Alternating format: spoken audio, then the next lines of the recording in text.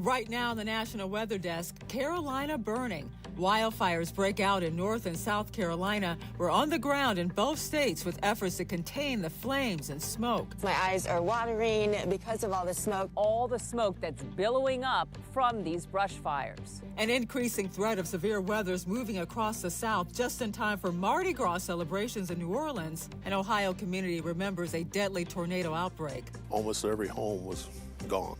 Less than a week before we spring forward, a look back at the history of daylight saving time. There's a very rich story behind it. Spring planting season just around the corner, a look at the benefits of native plants, plus the future of supersonic flight. From our nation's capital, this is the National Weather Desk. Good morning and welcome to the National Weather Desk. I'm Angela Brown. South Carolina declared a state of emergency on Sunday as wildfires burn near Myrtle Beach in the northeastern part of the state. Now, the largest of these multiple wildfires is now 30% contained after burning 1,600 acres. It was burning near Carolina Forest, a community of around 23,000 people. Across the entire state, though, more than 4,200 acres have burned.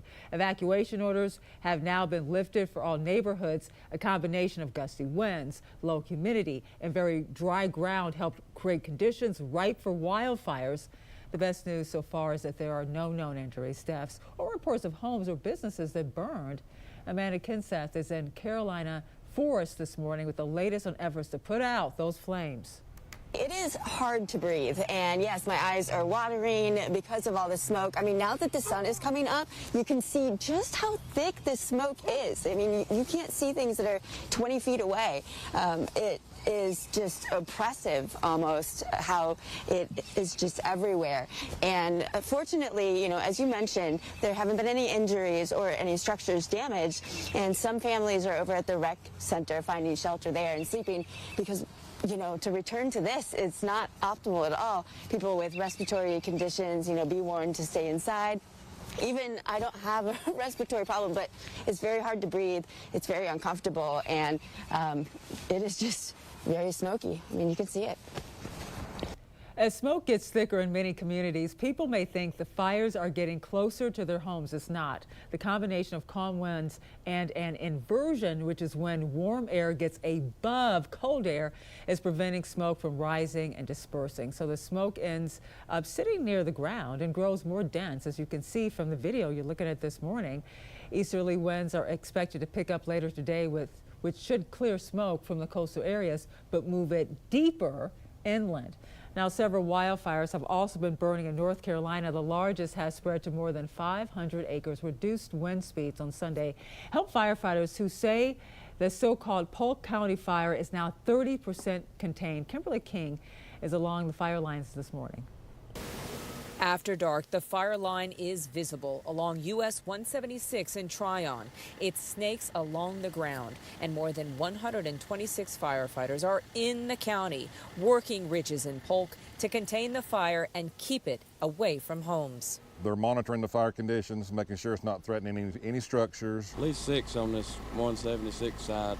A few more to the west and a few more to the east. What you see coming down is the backing fire off the mountain, and we're gaining containment as we're putting it out to structures. Firefighters from more than 50 departments are here working. Their work also includes pushing bone-dry leaves away from near homes that can serve as tinder. When the fire began, it was extremely high winds. Sunday, the winds died down. Officials evacuated families from some homes. Tryon's mayor stating online that the fire started when a tree fell on a power line in the Warrior Mountain area. They're making progress with lighter winds that helps their work to contain spread. The town of Tryon has major reinforcements. Fire crews and fire departments from across the area, including South Carolina teams, are coming in to work and contain these hundreds of acres of brush fires. March is the unofficial start of tornado season, and this morning we're tracking the threat of severe weather over the next 3 days. Today, there's a slight risk of severe weather in North Texas and Oklahoma, including Dallas, Oklahoma City, and Tulsa. Tomorrow, the threat actually moves east. That orange circle you see over parts of Arkansas, Louisiana, and Mississippi is an enhanced risk, which is a 3 out of 5, basically. New Orleans has a slight risk of severe storms, which is a bad timing because tomorrow is Mardi Gras. By Wednesday, the storm is on the East Coast with a slight risk from Maryland all the way to Georgia. Well, it's been 13 years since a tornado outbreak struck Ohio, Kentucky, Indiana. Most of the dozens or so twisters touched down in Ohio, including in the village of Moscow, where one woman died. Chris Arnold shows us it's a day residents will never forget. And trees in the roads and electric lines and stuff, and it's just horrendous damage. Tim Suter has served as the mayor of Moscow since 1998. Everything from where we're standing behind me, almost every home was gone. And you can see some have been rebuilt, some haven't. He remembers March 2nd, 2012 vividly. Got a phone call from my wife, and she's screaming, "It's all gone." And then the phone went dead. He says he was at work more than 25 miles away. Suter made the drive back to Moscow and remembers having to stop on the highway outside of town and walk in. The first person I come across was walking out, carrying their two small dogs, faces impaled with glass pieces, blood running down his face. He was in shock. That person was Jeff Richards. I said, "I'm going to the firehouse." Well, he said, "They can't do anything while you're there." "That's where I'm going," I said. Richards was home at the time the tornado hit. Sounded like a machine gun when it was pulling off the wall. You could hear it go ta-ta-ta-ta-ta as it was pulling out all the nails. Richards' home and several others were severely damaged. While he returned more than 6 months later, others never did. There's probably 10 families left. Both churches sustained damage during the tornado. So did the community center, which the mayor says was under construction at the time. They have all since been repaired. Even 13 years later, Suter says the village's recovery continues. Snow is having a big impact on this year's Iditarod sled dog race. As a result, the world's most famous sled dog race is longer than ever. The new course adds around 100 miles to the competition, meaning mushers and their dogs are traveling over 1,100 miles to the finish line in Nome. The last time a lack of snow caused the race to change course was in 2017. The racer's ceremonial start was on Saturday, but the real competition begins later today. This Sunday, we reach a milestone along our pathway to spring. Most of the nation will begin to observe daylight saving time. So why is this the case? Meteorologist Dante Ricky looks at the history. We call it daylight saving time for a reason. This is singular. There is no S on the end of the word saving. It was first done in 1918 here in the United States. There's a very rich story behind it, and it may surprise you, believe it or not. In fact, there are some really good things that happen from springing forward, but there's also some negative impacts that we have to be aware of as well. So where did this all start? Well, it started back in the times of World War I and World War II. The Standard Time Act of 1918 and the Wartime Act of 1942 had a simple purpose: to put us into daylight saving time, conserving our resources here in the United States during the war. By the 1960s, this became a regular occurrence. We started to spring forward starting on the last Sunday of April, and we stayed in that daylight saving time until the last Sunday of October. That was the case in the 1960s when the Uniform Time Act was passed. When we got to the 70s, there was an oil crisis. That actually allowed for a couple of years there in the mid-70s for daylight saving time to start early in January and in February. But once conditions improved, that practice also went back to April. And as more recent times have come, we found ways to continue to save more energy and resources. In the 2005, the Energy Policy Act allowed us to start daylight saving time on the second Sunday of March each year, and the first Sunday of November ends the daylight saving time. That's where we are at this point in time. Here's how it works, everyone. You turn your clocks forward 1 hour when you go to bed on Saturday evening. At 1:59 a.m., the next minute will take us straight to 3 in the morning. Days also continue getting much longer in March. As you can see on this map, a strip across the northern U.S. will gain around 100 minutes of daylight this month. Most of the nation will see an extra 60 to 80 minutes of daylight. And even South Texas, Florida will get an extra 40 minutes to boot. And coming up on the National Weather Desk, severe weather is in the forecast for parts of the country. We'll show you how to prepare for dangerous weather conditions. Also some tips on starting the perfect spring garden.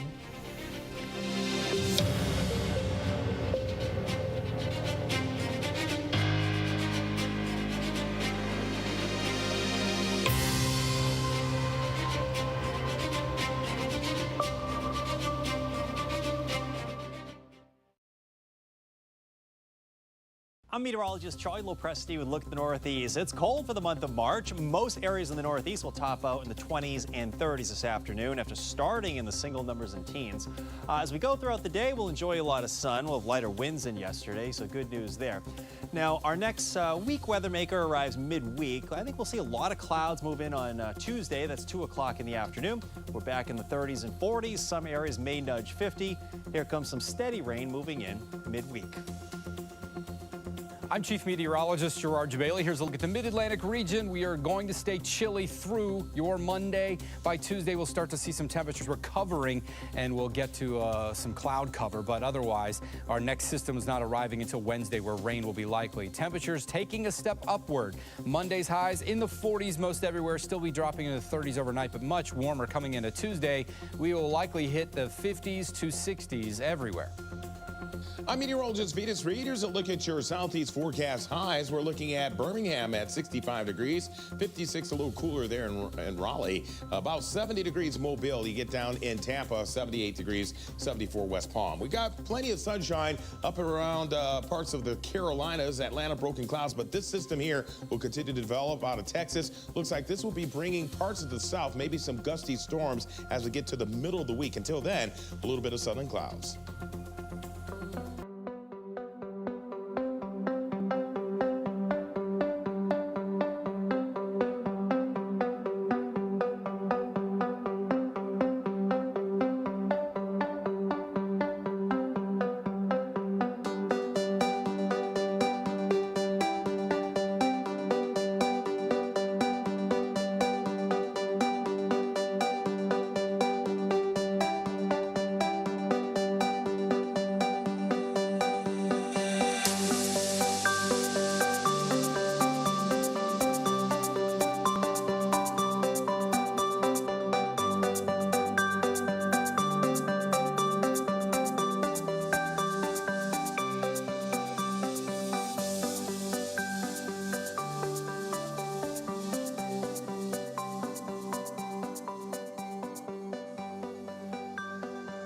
Weather Window, presented by the National Weather Desk. Take a look at these snow rollers that formed in Upper Michigan on Friday. Snow rollers take shape with the right combination of light, sticky snow and strong winds, but they can't be too strong. Here's a close-up look at a woodpecker hard at work in the Kirksville, Missouri area. And Buddy the dog here follows his skiing human while carrying whatever he can find. For more content like this, follow the National Weather Desk on Instagram. As egg prices soar, some people think owning backyard chickens is more and more appealing, but the birds might not be as easy to keep as you think. Alana Laster has more. Roscoe the rooster is a very vocal protector of his chicken coop. Chickens are a very interesting animal. They can get very attached to you. A lot of people don't know that about chickens, but they can. They'll get very attached. They'll follow you around just like a dog. And like many others, he and his friends need a lot of care. You'll need a chicken coop. You can let them free range and then put them in the coop in the afternoon or at night, or you can have like a small fenced-in area. Caroline Warmack teaches agricultural education at West Craven High, and she says chickens need protection. Chickens can be prey very easily, and so making sure you have something to protect them from the predators. You also, of course, have to feed them and care for them, check on them regularly. Students in Warmack's Animal Science 1 class say they have a lot of responsibility. And clean their cages and clean the barn, and then we also have to collect eggs. We have to make sure that they have food and water and make sure that their food and water is clean. So it's really a daily thing. And that was student Wyatt McCoy, and he says that chickens are not his favorite to work with. Still love chickens. I still like chickens, but they're definitely not my cup of tea whenever it comes to raising them. Student Lauren Goldvarg, however, has a little more passion about working with the chickens. Sometimes very peckish animals, but they're also very sweet. Had to pick the other one up earlier, and she was very chill for the majority of the time, and I very much enjoy working with the chickens and the other animals as well. And as you can see, there are plenty of other animals to work with. The official start to spring is just 17 days away, which means many people may want to start a garden. Joel Vasquez spoke to a horticulturalist about the importance of using native plant species. The berries on this holly tree are an important food source for birds. The fringe on this tree will be used as nesting material, and once these mountain azaleas bloom, they'll attract hummingbirds and butterflies. So you can imagine in springtime, another 4 or 5 weeks from now, in April, it'll be just loaded with beautiful pink flowers. Miles Arnott, the VP for Horticulture and Conservation at Brookgreen Gardens, says native plants are vital to maintaining a healthy ecosystem.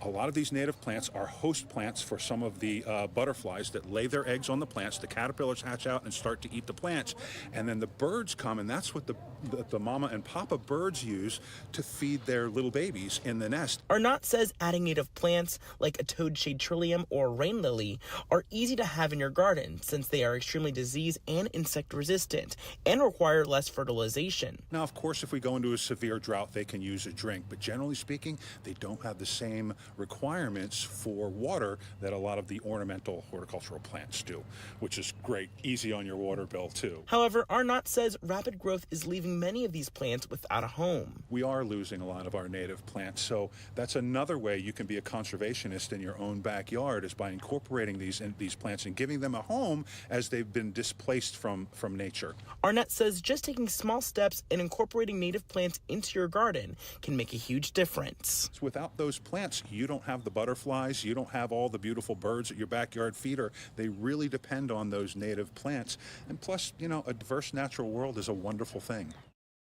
Well, if you're planning an overseas trip this spring, you won't be on a supersonic flight, but in the next few years, that can change. Meteorologist Garrett Hyde takes a look at possible plans to bring back those supersonic flights. And civil supersonic flights have been banned over the United States since 1973, but did manage to continue over water up until about 2003. And it ended largely due to noisy sonic booms, along with the cost and safety concerns associated with the Concorde aircraft. And now one company has a new aircraft that successfully broke the sound barrier 3 separate times without a sonic boom being heard on the ground. On January 28th, Boom Supersonic's new XB-1 aircraft proved that quiet supersonic travel is possible, and they're using the science of sound to achieve it. And the way this works is as an object moves through the air, of course, it disrupts its surrounding air by creating slight pressure changes, otherwise known as a sound wave. You can think of it kind of like the ripples on the surface of water. But when something starts to move faster and faster, a lot of those sound waves will start to bunch up, creating a bit of a shock wave that moves outwards from the source's path. And of course, once it hits that supersonic speed, or Mach 1, of course, that'll make that big boom as soon as it reaches your ears. And of course, those sonic booms can be incredibly loud and loud enough to rattle buildings and possibly break glass. This was one of the reasons that supersonic travel stopped in 2003. But the speed of sound starts to change with temperatures, and the shock wave will start to travel faster in warmer air and slower, and again in colder air. And of course, in the atmosphere, temperatures typically start to decrease as you travel higher into the atmosphere. So for an aircraft at altitude, the speed of the shock wave will start to increase as it travels closer towards the ground, effectively bending the path of the sound wave. And if there's a large enough temperature change, the path can actually curve back upwards, creating what's known as an acoustic shadow, where the sound of the sonic boom can't be heard. And Boom Supersonic is working to ensure that sonic booms don't reach the ground with technology that has the ability to adjust a plane's speed and altitude in real time accordingly to the atmospheric conditions. And speaking of the sky, have you ever looked up and noticed clouds that look like ocean waves? It can happen, but it takes a unique set of circumstances to pull off. Meteorologist Shannon O'Donnell explains. Well, hi there, everybody. I'm meteorologist Shannon O'Donnell. Have you ever looked up in the sky near your house and seen what looks to be ocean waves cresting across the sky? Sometimes the atmosphere behaves very visibly in a way similar to water, and that's because it's similar to water. The atmosphere behaves a lot like a fluid, and when you see these types of wave clouds in the sky, they are known as Kelvin-Helmholtz clouds. They indicate wind shear, meaning with height in the atmosphere, the wind is moving in different directions and at different speeds, and so you get these waves cresting and becoming visible on the skyline. When pilots can capture and take sight of Kelvin-Helmholtz clouds on the horizon, they know that they're probably in for a bumpy ride. Turbulence is going to be nearby, and they are a big sign of instability. For the National Weather Desk, I'm meteorologist Shannon O'Donnell.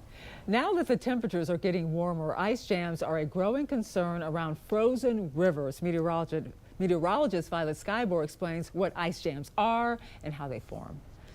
When we go to a river that's frozen, warmer weather starts to break up the ice into chunks, and that ice flow is pushed downstream. Ice can become lodged in tight or curved areas, and the blockage reduces the flow of the river, resulting in flooding or some overflow. And warm weather and rain can make this worse. And time now for a short break. But first, we soar over Raystown Lake in Pennsylvania.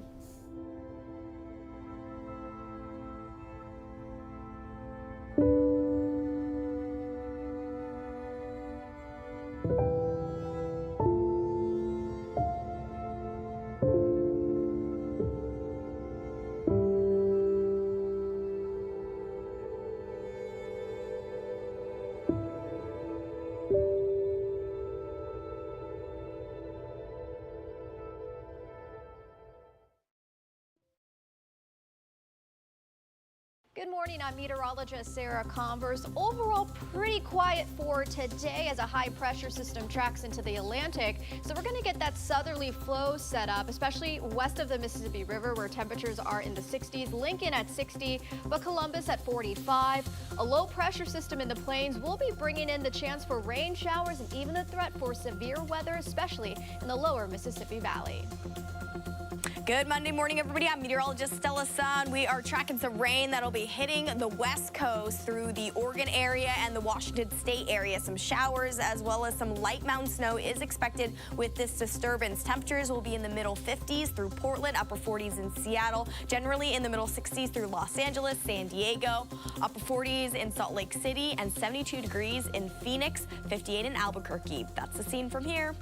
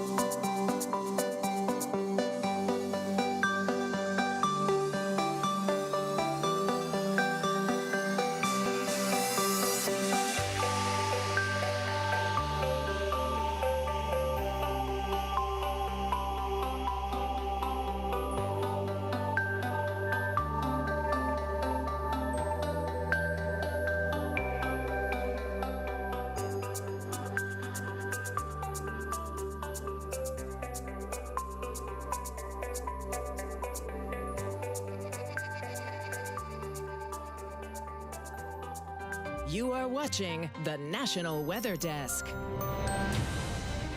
As we mentioned, some parts of the country will see severe weather this week. Meteorologist Kit Alexander shares tips on how to stay safe as severe weather is threatening your area. Number one, avoid windows and doors. If a severe thunderstorm warning is issued for your location, it's always best to avoid windows, as the winds can blow tree branches and other objects right through the glass, and it's never a good thing. If a thunderstorm has just rolled through and down some power lines, definitely avoid those power lines because those can still be live, and it's not a good situation. Definitely want to avoid those. Of course, postpone any activities until it's safe to do so. The same goes for tornado safety.